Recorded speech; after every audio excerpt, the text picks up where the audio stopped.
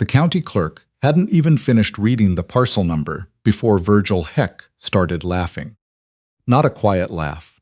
He pushed it out like a man who wanted the room to hear it, head back, shoulders shaking, the kind of laugh that's less about what's funny and more about who gets to decide what counts as funny.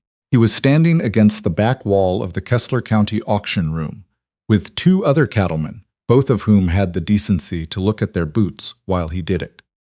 The someone being laughed at was Rhea Quint, 28 years old, seated in the third row with a cashier's check for $290 folded inside her jacket pocket, which was every dollar she had managed to set aside after 6 months of telling herself that things were about to get clearer. She kept her eyes on the clerk. Virgil Heck said it loud enough for the whole left side of the room to hear. Dale Quint's girl is bidding on the alderman bog. Lord, she must think that water's gonna turn to gold. Dale Quint had died 14 months earlier, owing 2 years of back rent and a note to the grain cooperative that his daughter had helped him pay down over 3 winters of picking up extra shifts. He had not owned anything. He had never owned anything. He had been the kind of man who could spend a full afternoon explaining to a 12-year-old girl why limestone formations produce specific kinds of soil chemistry and make it sound like the most important thing in the world, but who could not, for reasons that took Rhea most of her adult life, to stop being angry about hold on to the practical end of any of it. She bid her $290 on parcel 14, 47 acres of bottomland bog in the northeast corner of Kessler County, last assessed at $160 an acre but carrying a tax debt that set the opening bid at $280. She won it without competition. When the gavel came down, the room went a different kind of quiet. Rhea stood up, walked to the clerk's table, and laid her check on the counter. Virgil Heck came and stood just off her right shoulder, not close enough to be confrontational, just present, the way a man like that makes his presence felt without technically doing anything. That land's been sitting wet for 40 years, he said. Not to her, to the clerk, to the room, to whatever audience would hold it. Nothing drains right, nothing grows right. Dale Quint himself looked at that parcel once when it came up years back and walked away from it. He paused. I guess the apple doesn't fall far. The clerk, a woman about 60 with reading glasses on a beaded chain, slid the receipt across the counter without looking up. But she laid her hand flat on it for just a moment before she let it go. A small thing, a warning maybe, or something closer to acknowledgement. Rhea took the receipt. She folded it once and put it in her pocket. Then she turned toward the door. Your daddy had big ideas, Virgil Heck said, louder now, pointed at her back. Didn't hurt him any less when they didn't come to anything. She stopped walking. She stood with her hand on the door and took one slow breath, the kind she'd been taking since she was about 14, and understood that some things people said were calibrated to reach the places where you couldn't put up a defense in time. Then she turned around. My father understood land, she said. Her voice was even. It had taken years to make it that even. He just never got to own any. She walked out. Behind her, the room was doing what rooms do when something honest and uncomfortable gets said out loud, and nobody has a clean response to it. The thing about the alderman bog was that almost everyone who'd ever looked at it had seen the same thing. Standing water, iron-stained soil the color of rust, sedge grass in dense mats from fence line to fence line, and the particular smell of wet organic matter that signals ground nobody can do anything with. Rhea Quint had seen those same things. She had also seen something else. She had spent 2 summers in her mid-20s working field surveys with a soil scientist named Cressida Wall, who ran a small consulting practice out of the next county, and who had taken Rhea on as a field assistant when Rhea was finishing her associate's degree in agricultural sciences. Cressida was 70-something, unhurried, and deeply unimpressed by most things.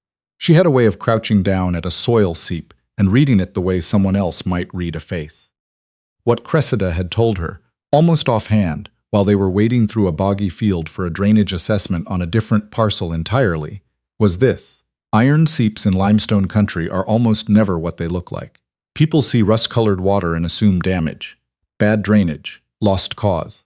But a certain pattern of iron staining, combined with the specific sedge species that only colonize artesian-influenced ground, means something different entirely.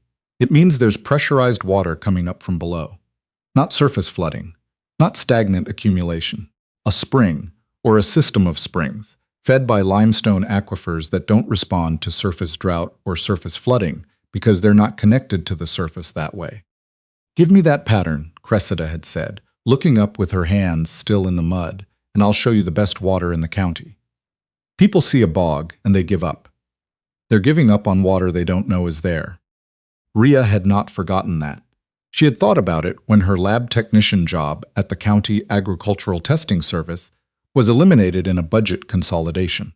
She had thought about it when she came across the Kessler County tax sale listing and found parcel 14 with its 47 acres and its reputation and its $280 opening bid. She had thought about it when she drove out one afternoon and stood at the fence line and looked at the iron staining on the soil near the north edge, at the specific sedge pattern she recognized, at the way the water moved, slowly, constantly, up, not down. She had thought about it when she sat in the third row at the auction and listened to Virgil Heck laugh. She had bid anyway. The first night on the property she slept in her car. She had no tent, no clear camping spot, and no way onto the land proper except through a gap in the old fence line where the iron posts had rusted down to knee height. Beyond that gap, the sedge grew chest-high in dense interlocking mats, and in the dark it was impossible to tell the shallow standing water from the firmer ground underneath.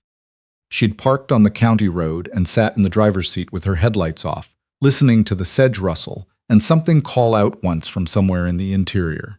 A heron, maybe. She wasn't sure. She did not think about Virgil Heck. She thought about the sedge pattern and the iron seep she'd confirmed near the north fence before the light went, and she thought about what would need to happen first, and whether there was any realistic path from the receipt folded in her jacket pocket to the thing she believed was underneath all this wet and waiting ground. She fell asleep at some point. She woke up when the sky went gray and fog sat on the sedge like something placed there deliberately. She got out of the car. She pulled on her waders. She walked through the gap in the fence and into her land. She called Cressida Wall on a Thursday morning from the county road, sitting on the hood of her car with her waders still on and her boots wet to the knee. Cressida answered on the third ring with Wall, not a greeting, just a last name, as if confirming her own existence. "It's Rhea Quint." A pause. "Quint, you left the extension office." "It left me. Budget cuts." "Same thing. Where are you?" "Kessler County. I bought some land at a tax sale last week." The silence that followed had texture to it. Cressida's silences always did. "What kind of land?" 47 acres, bottomland. 40 years fallow, standing water, heavy iron seep along the north edge. She paused. "Specific sedge pattern." Another silence, longer. "How much did you pay?" $290. Cressida made a sound that was not quite a laugh and not quite a cough. "Your father?" "My father didn't know about the sedge pattern," Rhea said. "I do." Cressida was quiet again. "I have a man I want you to talk to. Former county surveyor, retired now. His name is Odell Strawn. He's been in Kessler County his whole life, and he knows every inch of that northeast quarter better than the county does. He's difficult to talk to, and he doesn't have patience for people who want to be hand-held through things." "I don't need to be handheld." "At least you know that." Another pause. "I've got 8 pigs I've been meaning to find a home for. Berkshire crosses, good animals, too much trouble for me to manage at my age. They're not free, but they're close. You get me a fence line they can't root through in the first week, and I'll let them go for cost of transport." Rhea sat on the hood of her car and looked at the sedge moving slowly in the morning wind. "What would I want with 8 pigs on bogland?" "Pigs are the only thing that'll clear invasive reed canary grass down to the root system," Cressida said. "And they'll tell you what's in the ground a lot faster than any instrument I own." A pause. "Find Odell Strawn first. He'll know what you need to know before the pigs get there." Odell Strawn's house sat on a gravel road off Route 7, a white frame house with a gray metal roof and a porch that listed slightly to the left, as if it had been meaning to level itself for years and kept putting it off. Rhea knocked on a Tuesday morning and heard movement inside that took a while to produce results. He was probably 70.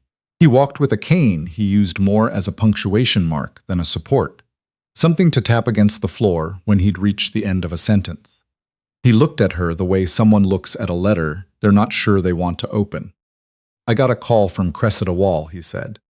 "I know. I'm the one she called about." "You bought the alderman bog." "I did." He studied her for a long moment. He looked at her waders, which she'd worn specifically so he would understand she'd already been in the water. He looked at her hands, which were scratched from clearing sedge along the fence line. He pushed the screen door open. "Come in," he said, not warmly, but it was in. His kitchen smelled of coffee and something faintly mechanical, oil, maybe, or iron. There were survey maps pinned to a corkboard above the table, old ones, hand-lettered in places, some going back to the 1940s. She looked at them while he poured 2 cups of coffee without asking. "Tell me what you saw out there," he said, sitting down. She told him everything: the iron seep pattern, the sedge species, the way the water moved upward along the north edge, the specific location of what looked like a lateral spring discharge near the limestone outcrop she'd found under a mat of dead reed grass about 100 yards in from the road. He turned his coffee cup around in his hands twice. Then he said, "What do you know about what was on that land before it went to bog?" "Nothing." "Then I'll tell you." He set the cup down. The original alderman family built a springhouse on that property in 1858. Stone structure, built over an artesian discharge, the same discharge you're reading from the seep pattern. The spring ran so cold and so clear that the county dairy cooperative used it as a water quality standard through the 1920s. He paused. When the alderman sold in the 30s and the new owner let the drainage tiles go, the bog moved in over about 15 years. The springhouse didn't go anywhere. It's just under 40 years of sedge and silt and neglect. Stone doesn't go anywhere. Rhea was very still. How far in? 120 yards from the north fence. Maybe 130. There's a slight rise in the ground, the original fill they used to set the structure. You won't see it until the vegetation's cleared enough to read the topography. But it's there. He looked at her. The spring is still running. I'd stake my surveyor's license on it, if I still had one to stake. Artesian discharge in limestone country doesn't stop because the surface above it was mismanaged. It keeps going. He tapped the cane handle on the table once. What runs that spring is 50, 60 feet down in bedrock. Whatever happens on the surface is irrelevant to it. She thought about what Cressida had told her. "The water rights," she said. Odell nodded once. "Documented in the original 1858 land grant. The spring is legally attached to the parcel, which is also why every attorney who's looked at that property over the past 20 years has told their clients to walk away. The water rights create complexity they don't want to sort out." He looked at her. "You're not an attorney." "No. So the complexity doesn't scare you the same way." "No," she said, "it doesn't." He studied her for a long time, with the quiet attention of someone who weighs things carefully before committing to them. "I'll come out Saturday," he said. "I know which way the old drainage tiles ran. If enough of them are still in place, there's a chance we can open a channel to the county ditch without major earthwork, which you probably can't afford." "I can't afford much of anything." "That's honest." He picked up his coffee. "Bring the pigs when you've got your fence line." The pigs arrived on a cold Friday in October, 8 animals in a livestock trailer driven by a quiet man from Cressida's farm who answered most questions with a nod. They came out of the trailer in the organized confusion that pigs specialize in and immediately began investigating everything within reach. Within 20 minutes, the largest one, a wide, serious animal with a blunt face and a deliberate way of moving, had found the edge of the reed canary grass and begun rooting along its base with focused intent. Rhea stood at the fence and watched them work. Odell appeared at her shoulder. He'd driven out to help receive the animals and had gone to move his truck and apparently not gone anywhere. "Good stock," he said. Cressida said so. She's right about most things she says about animals. He watched the large pig work the root system with the efficiency of something that had done this before. "My wife used to say pigs are honest about land," he said quietly. "They don't pretend something isn't there. They find it and they root it up and move on." Rhea looked at him. It was the first time he'd mentioned a wife. She did not make anything of it. She watched the pigs. The watercress appeared before the pigs reached the Springhouse, and it appeared the way important things often appear, unexpectedly, while she was doing something else. She'd been clearing sedge near the north fence by hand when she noticed the discharge seep had widened since the week before, and in the clearing downstream of it, a dense mat of dark green watercress had established itself in the cold, moving water, 6 feet across, growing fast. She knew the plant. She knew its market. Specialty watercress sold for $8 to $12 a pound to restaurant distributors and food co-ops handling local produce. It required clean, cold, consistently flowing water, exactly what the artesian discharge provided. She spent 3 days harvesting and preparing samples, drove 2 hours to a regional food distributor, and came back with a standing order for 8 pounds a week beginning the following month. It did not solve the fencing problem. It helped. The large pig found the Springhouse on a Tuesday morning in late November, and it found it the way Cressida had suggested. Not all at once, not dramatically, but by working the perimeter of a slight rise in the ground that Rhea had noticed but not yet excavated. The animal rooted along the base of the rise for most of a morning, pulling up root mats and pushing aside accumulated silt, and when Rhea walked over at midday to check the herd's progress, she nearly stepped on the edge of cut stone, now visible where the ground had been cleared. She stopped. She crouched down. She put her hand on it. The stone was dressed granite, cut square and fitted without mortar, the same gray-blue of the limestone outcrop at the creek edge. She could see 2 courses clearly, then a third as she brushed away loose soil with her gloved hand. The construction was compact and deliberate. Somebody had cared about this work. Somebody had set these stones, expecting them to outlast everything else they built. She stood up and looked at the pig, who had moved on to the next section of sedge with professional indifference. She called Odell.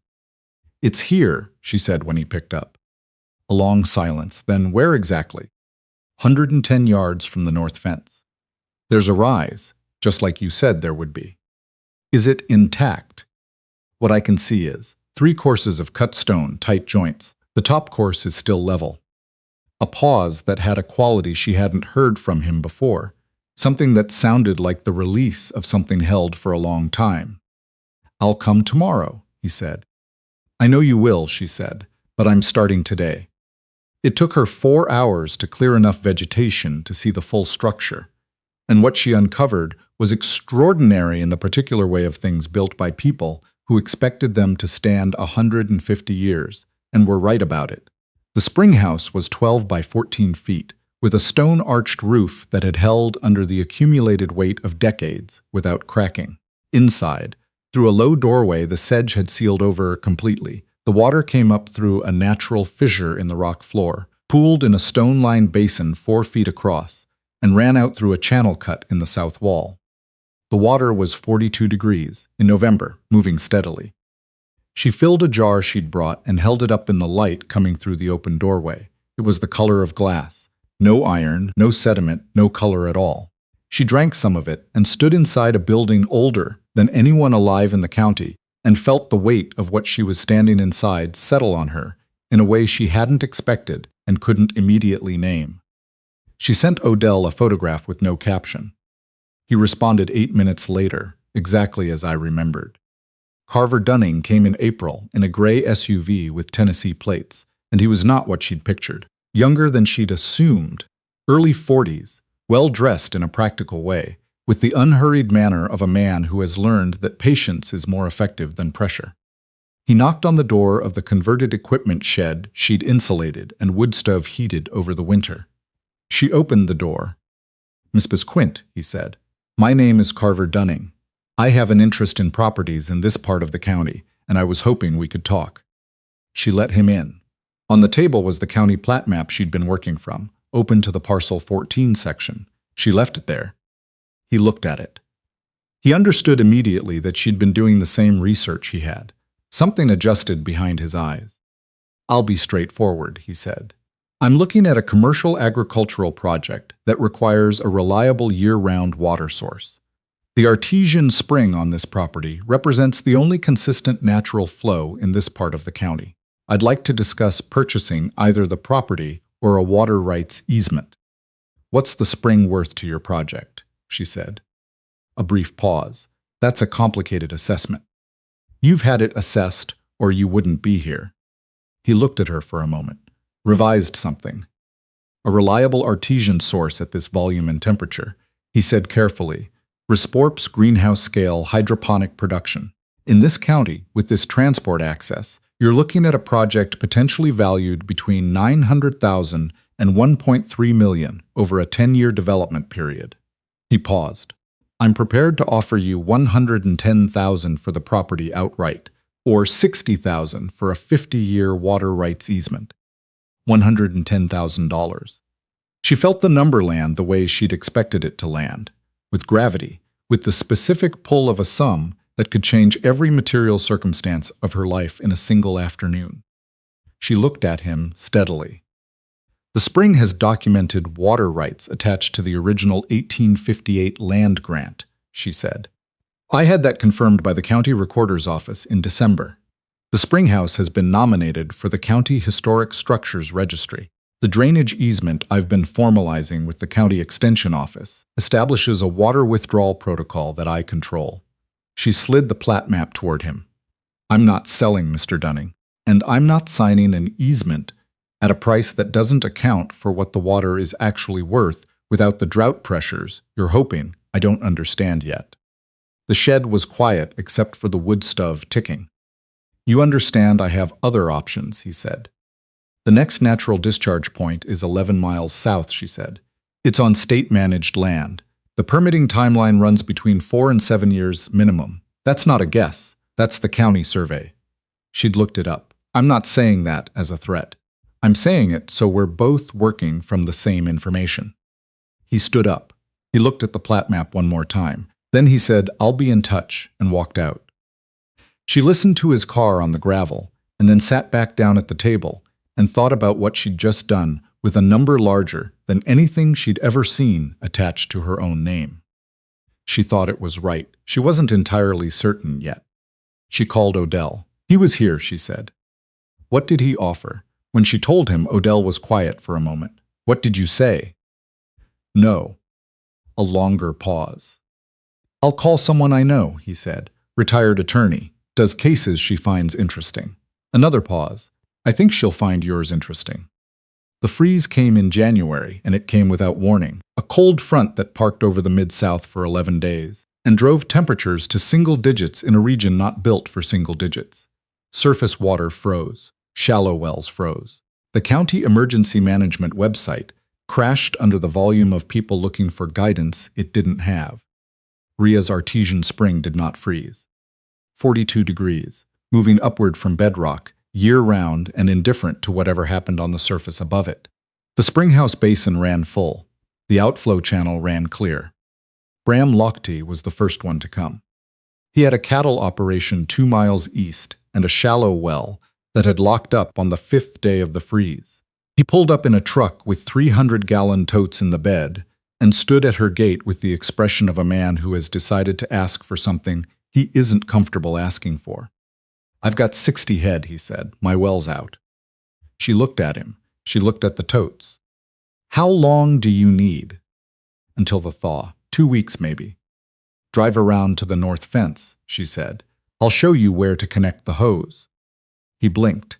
He'd prepared himself for a harder conversation. I'll pay you. When the thaw comes, she said. Right now, let's keep your cattle alive. He came twice a day for 12 days. He sent his neighbor Fern the 3rd day. She had sheep and a well at similar depth, and Rhea told Fern the same thing she'd told Bram. By the end of the first week, there were 4 operations drawing from the Springhouse on a rotating schedule she managed from a handwritten chart in the shed. By the end of the second week, there were 6. She was sleeping 5 hours a night, checking water levels every 4 hours, eating whatever didn't require time to prepare, and moving through the frozen property in the pre-dawn dark with a headlamp and the absolute focus of someone who has no room for anything except the immediate next thing that needs doing. She did not complain about any of it. There was no one to complain to, and it would not have made the water warmer. Virgil Heck came on a Saturday morning, 8 days into the freeze. He pulled up in the same truck she'd seen drive out of the auction lot 14 months earlier and got out slowly. He was holding his hat in his hand, which told her something had already shifted before he opened his mouth. He stood at the gate and looked at the pipe she'd run from the Springhouse to the road connection point. He looked at the tracks in the frozen ground, where other trucks had come and gone. "Heard you've been running water out to the county road," he said. "To whoever needs it," she said. He nodded. He looked at his hat. "I've got a hog house on the North Road, 40 animals. I've been running an emergency line from a neighbor's place, but it's about at capacity." She waited. "My neighbor said you'd been straight with everyone who came out here." He stopped. The words after that cost him something visible. "I wasn't straight with you. At the auction. What I said about your father." He stopped again. The discomfort of it was there on his face, plain as the cold. "I was wrong to do that." It was not a speech. It had the texture of something he'd been carrying around for a while, and finally set down because it had gotten too heavy. "Tell your hog operation to call me tonight," she said. "We'll work out a schedule." He put his hat back on. He looked at her for a moment with an expression she hadn't seen from him before. Not quite shame, not quite gratitude, something in between that had the weight of a mistake being fully recognized. "Your father," he said. "Whatever else I thought about his practicalities, he understood this county's land better than most men who owned any of it." "He did," she said. "He just never got to prove it." Virgil Heck drove away. She stood at the gate in the frozen January morning and felt the quiet of a thing she hadn't known she'd been waiting for. Then she went back to the Springhouse to check the flow levels, because there was always something to check. The thaw came in mid-February. The county roads turned to slush, the wells recovered, and the operations that had been drawing from her spring wound down their arrangements over the following 2 weeks. Bram Lochte came out to disconnect his hose connection and spent an extra hour repairing a section of her north fence before he left, working without being asked and without comment. Fern came back on a Tuesday with a case of home-canned goods and the information that Carver Dunning had submitted a permit application for the state-managed parcel 11 miles south and been turned back after 4 months of process. "He's going to come back to you," Fern said. "I know," Rhea said. Dunning came in March. He came in the same gray SUV, but slower this time. He got out and stood at the edge of the property and looked at what was there now. The cleared north section where drainage tile work had opened 2 acres of formerly boggy ground into something that held and drained like actual farmland. The Springhouse visible through the gap in the old fence line. The watercress beds along the outflow channel, thick and green in the March light. He looked at it the way a man looks at something he fundamentally underestimated. "I heard what you did in January," he said. 6 operations, she said. The spring didn't drop below 80% of baseline. It was enough. He nodded. He looked at the Springhouse for a long moment. "I'm not going to make the same offer," he said. She waited. "I'd like to discuss a legitimate water rights licensing arrangement. Annual fee, indexed to production volume, negotiated on a basis that reflects what the water is actually worth to the project." He paused. "I'd expect you to have independent counsel involved." "I do," she said. Odell's attorney had been handling the documentation since December. "I know." The corner of his mouth moved very slightly. "I'd expect nothing less." She put her hand out. "Send the proposal to council," she said. "If the terms account for what the water is worth without the pressure of a hard winter making everything look negotiable, I'll listen." He shook her hand and drove away at a measured pace, and she watched the gray SUV turn onto the county road and disappear in the direction of town. When the dust settled, she turned back toward the north fence, because there were water levels to check, and the large pig had been studying the west fence with focused interest that had not yet resolved itself, and she wasn't going to give it the chance to resolve itself unattended. Cressida Wall came in April. She drove herself, which surprised Rhea, who had been told she didn't do long distances anymore. She pulled up in a truck older than Rhea's and better maintained, and she got out with the careful movement of someone whose knees have logged their formal complaint and been overruled anyway. She stood at the original gate gap, the place Rhea had walked through the first morning in her waders, fog on the sedge, and looked at what was there now. The cleared north section, the drainage outflow, the watercress beds, the beginning of what would be, if everything held, a half-acre of open farmable ground by summer. She didn't say anything for a while. Then she said, "Take me to the Springhouse." They walked the cleared path together. Cressida set her pace, and Rhea matched it without drawing attention to the fact. The Springhouse appeared the way it always appeared when approached from the field side, the stone arch first, catching the light, then the full structure solid and settled in the April morning, with the water running clear through the outflow channel, and the smell of cold stone and moving water that was its own distinct thing, unlike anything else on the property. Cressida put both hands on the stone doorway. "Your father came to me once," she said. "Years ago. He'd walked this fence line, seen the sedge pattern, wondered about it. He didn't have the soil science background to know what he was looking at, and he couldn't afford to find out." She was quiet for a moment. "I should have told him what I eventually told you. I didn't because I assumed he wasn't in a position to act on it." Rhea said nothing. "He was," Cressida said. It was not a question. She was settling something with herself. "He would have tried very hard," Rhea said. Cressida looked at the water, moving out of the Springhouse, and down through the cleared channel toward the watercress beds. She looked at it for a long time with the expression of someone seeing something they imagined for years and had not quite let themselves believe was possible. "You own the spring," she said. "He never got to." "I know," Rhea said. "That's not a small thing." "No," Rhea said. "It's not." They stood in the April morning, with the water moving between them and the sound of the watercress beds below them and somewhere above, a red-tailed hawk making slow circles on the warmer air that had started to build above the cleared ground. Odell came the following Saturday with a jar of honey he set on her table without explanation. She looked at it. "Where did this come from?" "My neighbor keeps bees. He gave me too much last fall and I had extra." She put the honey on the shelf above the wood stove, and they sat at the table with coffee in the comfortable silence that had built between them over 6 months of working on the same problem from adjacent angles. "Council called me," he said, "about the Dunning arrangement." She called me, too. $14,000 a year if the volume projections hold. Indexed clause, renewable every 5 years. He wrapped his hands around his mug. "She thinks it's the right structure." "So do I." He nodded. He looked out the window at the north section, which was still showing the gray-brown of early spring, but underneath, she knew, because she'd taken soil cores, the biology was doing things it hadn't done in 40 years. "My wife used to say the best thing about water," he said, "is that it doesn't pretend to be something it isn't.